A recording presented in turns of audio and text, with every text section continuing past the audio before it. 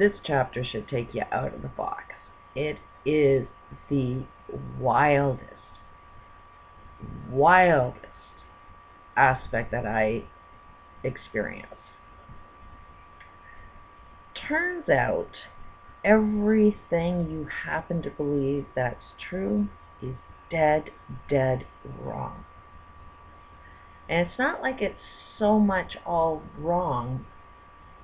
I go by the rule that 90% truth, 10% lie. So whenever you want to find out truth, we're in this age of truth, you really have to accept the fact that you're wrong. I believe I've said it before that I knew it all when I was 16, thought I knew it all when I was 25, and I knew shit when I was 16, and 18 was another time, and 32 was another time, and 40 was another time. Now I'm 52, sharing a book of everything I know, and I'm determined to say now that I know shit.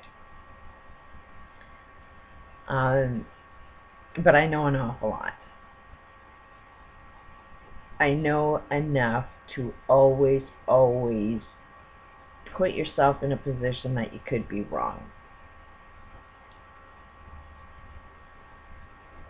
There's so many different perspectives out in the world.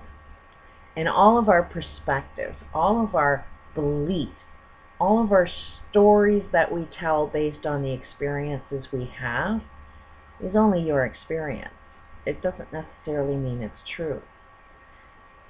But the one that sells the story the most is the one that influences. That's the purpose. That's what we do in life, is try and influence other people to do as we say. That's what marketing is.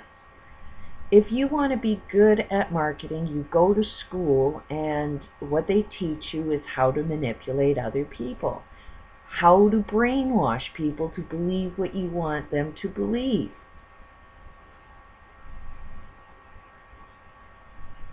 When you get into this economic system, you come up with a product that you want people to buy. If it's a product that everybody wants, why sell it? Why do you have to sell a good idea? Because it's not necessarily a good idea. You got to make people believe it's a good idea. And that's the key to everything, is your belief system. Where do you get everything that you believe? In your school, on TV, in books, what your parents tell you. None of your beliefs are actually your beliefs. You got your belief from something else. You go out and you see something, a behavior, and you believe that that behavior is right. If you're in a crowd of 100 people, and a crowd of 100 people are jumping off a cliff, you'll go join that crowd and jump off that cliff. And only when you get injured are you going to say, oops, I shouldn't have done that. That wasn't actually a good idea. Right now, all of humanity is going off a cliff. All of humanity is thinking it's a good idea. Only when you find out that you get injured are you going to realize that it ain't such a good idea. Now, this experience came from, had 4 kids, and I had a husband that didn't do any work around the house, didn't care for the kids whatsoever. I was the one doing all the laundry, doing all of the cleaning, raising the kids, giving them advice. When they had problems, it was me that they ran to. I was the one making all of the meals. I was the one buying all the groceries. I was the one budgeting the money. I had a husband that worked 8 hours and felt like he was doing all that needed to be done, as he constantly demanded sex, constantly. So it was like I was also a sex slave. And he couldn't understand why I really wasn't into sex, because he really wasn't showing me any love. It didn't give me any understanding of all of the work that I was doing, and frankly, I was exhausted. And I didn't feel very loved. So having sex was an act that we do when we love each other. Could never ever communicate that with him, which I'm sure a lot of us are having that same problem. Anyways, when this started happening, this illness started happening, not only was I doing all of the work in the house, but I also had a job. It wasn't 8 hours, it was 6 hours a day driving a school bus. So I would take all of the kids onto the bus, like 5 o'clock in the morning, do my bus run, run home for like an hour, got to go out and do the lunch run, come home, get an hour, then run over and do another run. So I was basically, the amount of time it basically took to go in and out of a bus and there and back, it was 8 hours. So I definitely worked outside the house just the same amount as my husband did. And the kids would get sick, they'd go to school and come home with a cold or a flu. I'm completely exhausted, so I would get a cold or a flu.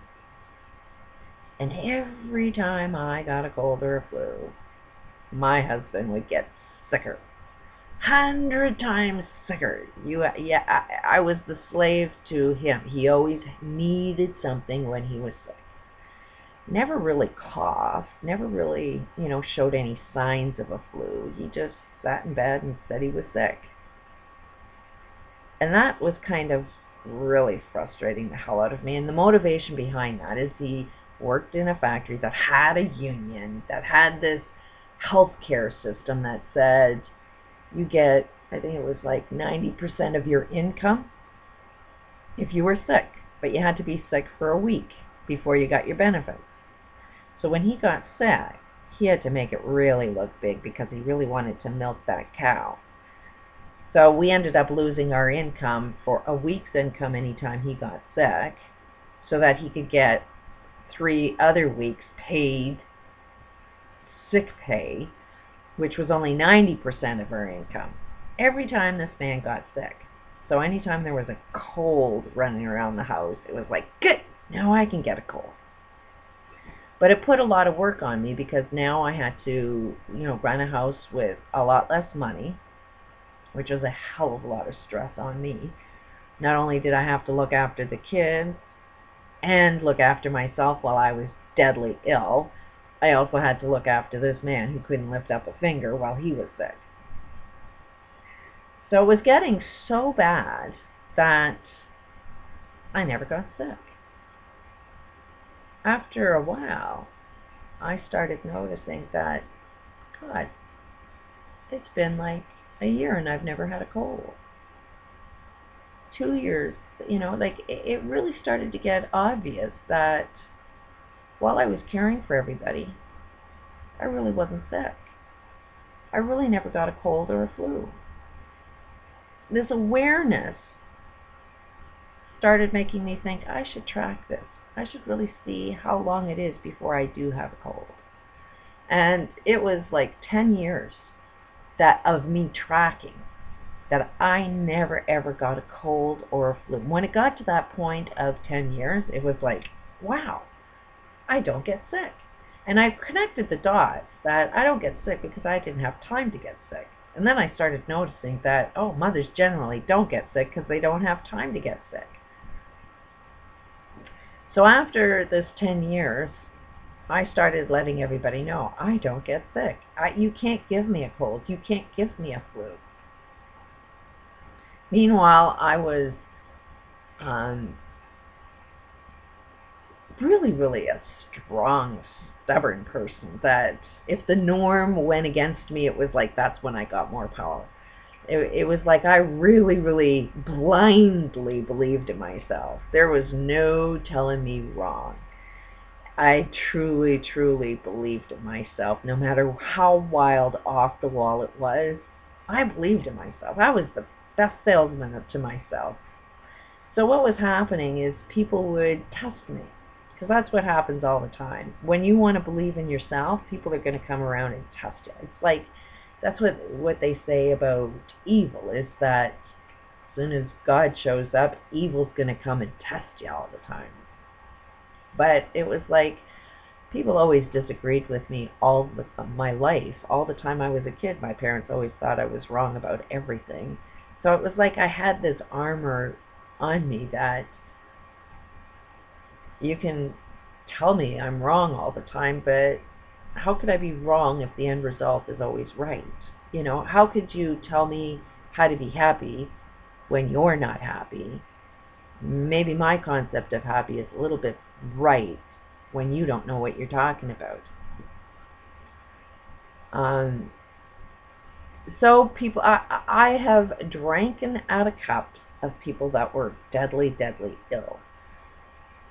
The test of me getting a cold or a flu was massive, because I was also anxious to test the concept out. Bruce Lee says it best, that you're strongest when you go with the energy than against it. So I never fought anybody. I was more interested in proving it myself. So it's like I was with that judgment, that evil, you know, is what I'm saying actually true? So I ended up getting a cold once, and that was when I was going to court. It took me 4 years to get to a court. I had, finally left my ex-husband. He was constantly going to court without serving me and getting these orders where I owed him child support for the very children that were living in my house. I'm trying to survive hell. The only job you can get while living in hell is in a factory, working minimum wage. I can barely pay the rent or feed my kids. Working some days 12 hours a day, some weeks were 7 days out of the week, overtime, trying to pay these bills while not getting any child support, and having this massive fear that at any day my wages are going to be garnished to pay this deadbeat child support while the kids live in my house.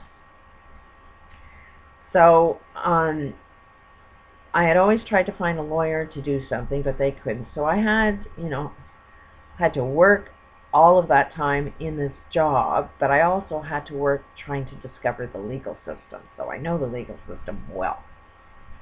And it took me 4 years fighting against a system that says I couldn't be done. And finally got an order that just needed to be confirmed. I was in Ontario and presented all of the evidence. Although I had no information that came from the court order. All I had was this court order to go in and fight against. I had none of his evidence because I was never granted that information. I was never served. I was never given any information. I just got the order, you owe him child support. So